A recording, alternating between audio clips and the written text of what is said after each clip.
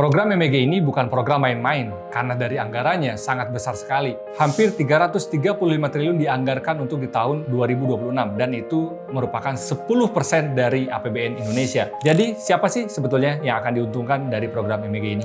Jadi kalau gue bilang, dari sisi bisnis MBG ini menarik banget. Bahkan ini adalah bisnis yang paling ideal di seluruh dunia. Anggarannya udah ada, marketnya udah ada, produknya sudah jelas, nggak harus kita inovasi macam-macam, kita tinggal jalanin, dapat uangnya juga udah pasti. Tapi sekarang pertanyaannya adalah, apakah memang ini yang dibutuhkan oleh negara kita?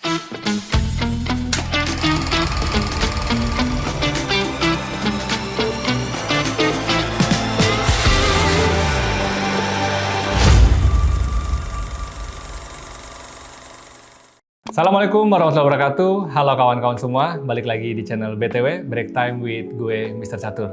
Salah satu program pemerintah yang diunggulkan dan digadang-gadang menjadi prioritas utama pada pemerintahan periode saat ini, yaitu MBG atau makanan bergizi gratis, menjadi fenomena yang luar biasa. Di beberapa bulan terakhir, gue dapat informasi bahwa sudah ada 15.000 dapur lebih yang terbangun di beberapa wilayah di Indonesia. Dari target pemerintah, hampir lebih daripada 30.000 dapur yang akan dibangun untuk memenuhi program MBG tersebut. Program MBG ini bukan program main-main, karena dari anggarannya sangat besar sekali. Hampir 335 triliun dianggarkan untuk di tahun 2026, dan itu merupakan 10% dari APBN Indonesia. Jadi, siapa sih sebetulnya yang akan diuntungkan dari program MBG ini? Sebagai pebisnis, gue melihat program MBG ini dari perspektif bisnis tentunya. Dan kita tahu, bisnis kita dapat bedah melalui bisnis model kanvas yang paling sederhana. Di sini kita melihat siapa sih penerimanya atau customer-nya, dan bagaimana penyalurannya atau channel-nya, lalu bagaimana dia mendapatkan revenue stream-nya, dan apa yang menjadi cost structure-nya. Di samping itu, tentu saja kita juga akan bedah key partnership yang menjadi pendukung dari sebuah bisnis itu akan berjalan. Nah, di MBG, yang menarik adalah marketnya itu sudah pasti, karena siswa-siswa yang akan mendapatkan program makan siang gratis yang akan didaftarkan oleh sekolah-sekolah yang bekerjasama dengan dapur-dapur terdekatnya, yang mendapat izin dari BGN atau Badan Gizi Nasional. Lalu dari sisi revenue stream-nya, ini juga yang menarik. Pemerintah sudah menganggarkan Rp15.000 untuk setiap porsi, di mana pembagiannya adalah Rp10.000 untuk bahan baku, Rp3.000 untuk operasional, dan Rp2.000 untuk keuntungan atau yang disebut dengan biaya sewa dari pengelola dapur MBG. Maka secara revenue stream ini sudah mendapatkan sesuatu hal yang pasti. Dari biaya operasionalnya sudah pasti di-cover, dari bahan baku raw materialnya sudah pasti di-cover, bahkan biaya capex bangun peralatan dapur, bangunan, dan segala macamnya itu juga sudah di-cover dengan istilah biaya sewa yang akan diberikan oleh pemerintah sebesar 6 juta per hari pada pengelola dapur. Dari sisi cost structure juga sudah jelas, karena yang dibeli adalah bahan-bahan makanan yang sudah disusun oleh ahli-ahli gizi dari BGN yang ditempatkan di dapur-dapur rekanan MBG, sehingga kebutuhan raw materialnya atau bahan-bahan pokok produksinya itu sudah jelas. Ya, kita tahu ada telur, buah-buahan, roti, daging, dan varian-varian yang mendukung dari gizi masing-masing tersebut. Jadi kita nggak perlu lagi yang namanya R&D atau kita menghabiskan biaya yang banyak untuk melakukan suatu inovasi produk, menemukan produk yang tepat untuk market kita. Bahkan kita juga nggak perlu melakukan promosi. Biaya marketing sangat rendah di sini, karena kita nggak perlu lagi melakukan biaya marketing. Di satu sisi, kita juga sudah pasti akan mendapatkan orderan yang tiap hari akan terus berjalan. Karena kalau kita sudah mendapatkan izin dari BGN dan dapur kita sudah beroperasi, kita dapat kuota misalnya 2.000 sampai 3.000 porsi per hari. Dan itu akan terus berulang. Kita nggak akan kekhawatiran lagi bagaimana mengatur kapasitas produksi agar lancar. Kalau kita usaha catering, kita masih berpikir, kalau hari Sabtu Minggu mungkin orderan banyak, tapi tiap hari mungkin bisa jauh daripada hari Sabtu Minggu. Dan itu adalah PR sebuah pengusaha. Jadi kalau gue bilang, dari sisi bisnis MBG ini menarik banget. Bahkan ini adalah bisnis yang paling ideal di seluruh dunia, karena dengan semuanya ada kepastian yang diperoleh dari pengelolanya. Tapi, apakah MBG ini bisnis? Atau program sosial yang dicanangkan oleh pemerintah Indonesia untuk menangani masalah-masalah yang disebut oleh pemerintah Indonesia dalam latar belakang terwujudnya program MBG ini. BTW, buat lu yang belum tahu, program MBG ini bukan program pertama di dunia ya, buat negara ngasih makanan gratis ke siswanya.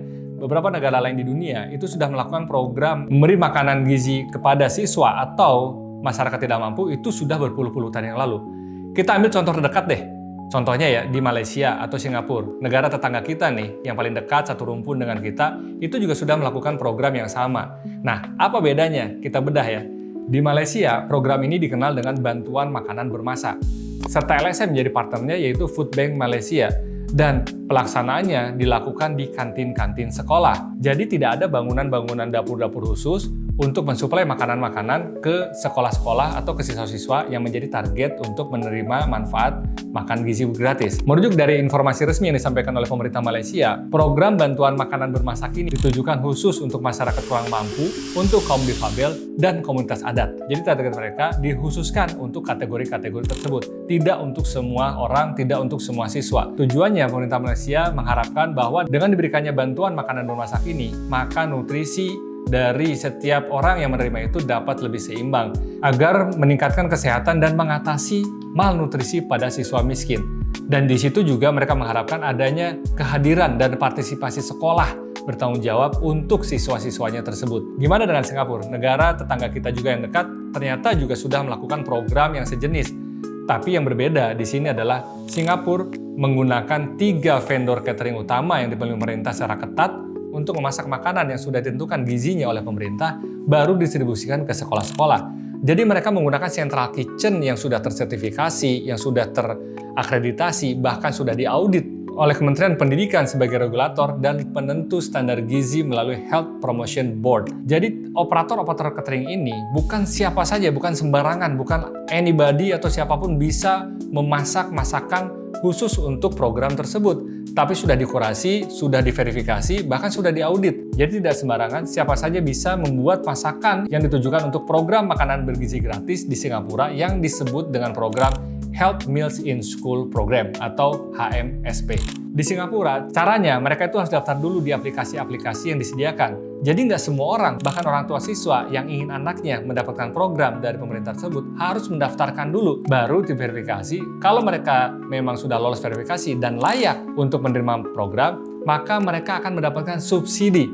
Jadi tidak gratis sepenuhnya, tapi makanan yang disediakan oleh 3 catering yang dipilih tersebut itu akan di-drop di sekolah masing-masing dan setiap siswa harus tetap membayar, tapi dengan harga yang sudah disubsidi. Tujuan program ini kalau di Singapura sebenarnya hampir sama-sama juga dengan kita, yaitu meningkatkan nutrisi secara umum bagi siswa-siswa dari kalangan yang dianggap tidak mampu atau layak mendapatkan manfaat dari program HMSP, Health Meals in School Program.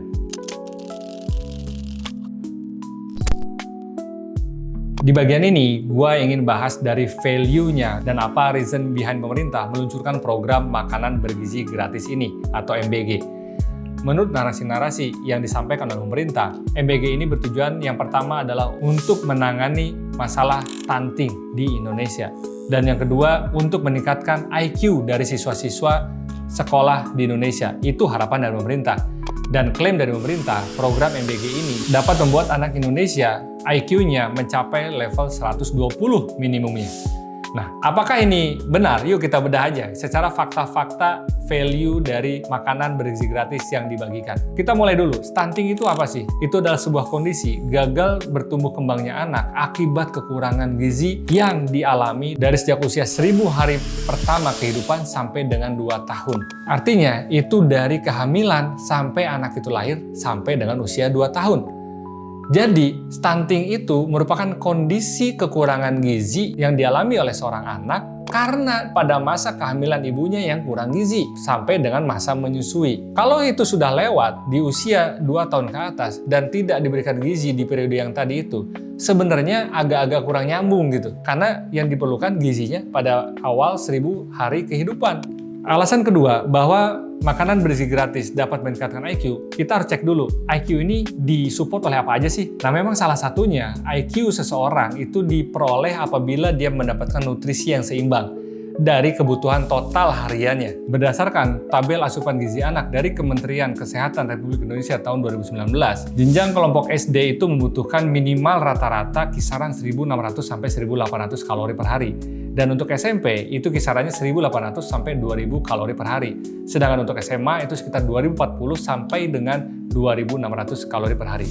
Nah, kalau berdasarkan angka kecukupan gizi yang disampaikan di dokumen-dokumen tentang MBG, maka diperoleh bahwa satu porsi MBG itu untuk siswa SD itu setara dengan 300 kalori atau setara 17-19% aja dari kebutuhan total yang dibutuhkan. Sedangkan untuk SMP, satu porsi MBG itu memberikan 600 kalori atau setara dengan 25-27% kebutuhan di level SMP. Sedangkan di SMA, meskipun sekarang belum banyak sekolah-sekolah SMA yang mendapatkan makanan MBG, itu pun sama. Satu porsi MBG memberikan 600 kalori atau setara dengan 23-25% kebutuhan sehari yang dibutuhkan oleh siswa di level SMA. Jadi MBG ini memang memberikan kontribusi untuk kecukupan kalori yang dibutuhkan oleh setiap siswa di setiap jenjang levelnya. Tapi PR-nya tentu saja kita nggak berharap mereka hanya makan di sekolah aja. Nah, kalau mereka hanya makan 1 kali sehari, ya tentu saja kecukupan gizi ini nggak akan terpenuhi. Artinya, maka masih ada kekurangan-kekurangan gizi lain yang harus dipenuhi oleh setiap siswa tersebut agar target peningkatan IQ itu dapat tercapai. Di awal tadi gue udah bilang bahwa MBG ini bukan program main-main. Anggarannya itu mencapai 10%. Gue ulangin ya, 10% dari APBN 2026 atau sekitar 335 triliun. Dan ini diperoleh dari anggaran beberapa kementerian. Ada Kementerian Pendidikan, ada Kementerian Kesehatan, dan anggaran Koperasi Desa dan UMKM. Bayangin anggaran yang sebesar ini yang mungkin bisa juga dialokasikan untuk pemenuhan standarisasi guru, fasilitas sekolah, fasilitas kesehatan, serta hal-hal lainnya. Sekarang fokus utamanya adalah dalam bentuk makanan. Nah, anggaran yang besar ini dan dikelola oleh vendor-vendor dengan siapapun bisa asal berbentuk yayasan, lalu mereka mendaftar di portalnya BGN, mereka mendapatkan persetujuan titik-titik dapur yang mereka dapat bangun, serta sekolah-sekolah yang didistribusikan, maka ini potensi banget terjadi mismanagement. Karena gue yakin nggak semuanya yang tiba-tiba punya dapur MBG ini punya latar belakang usaha catering. Gimana mereka ngatur sanitasinya, gimana mereka ngatur cara pengelolaan makanannya, dan lain-lain. Meskipun setiap dapur ada ahli gizi dan kepala dapur yang ditempatkan oleh BGN. Gue sih dari sisi bisnis sekali lagi ya, ini sih ideal banget. Anggarannya udah ada, marketnya udah ada, produknya sudah jelas, nggak harus kita inovasi macam-macam, kita tinggal jalanin, dapat uangnya juga udah pasti. Tapi sekarang pertanyaannya adalah, apakah memang ini yang dibutuhkan oleh negara kita? Atau kita sebagai pebisnis tutup mata aja? Yang penting bagi kita adalah menghasilkan omset, revenue, dan profit. Tapi jangan lupa, sebagai pebisnis, kita juga punya tanggung jawab moral loh. Nggak semua bisnis kita jalankan hanya berdasarkan ukuran angka-angka aja. Jadi dengan potensi cuan dan perputaran yang begitu besar, sebenarnya siapa sih yang diuntungkan? Siapa sih targetnya? Apakah betul untuk meningkatkan gizi dari siswa-siswa kita? Atau, ya lu jawab sendiri deh. Gua Mr. Catur, hidup taat, hidup sehat, hidup manfaat.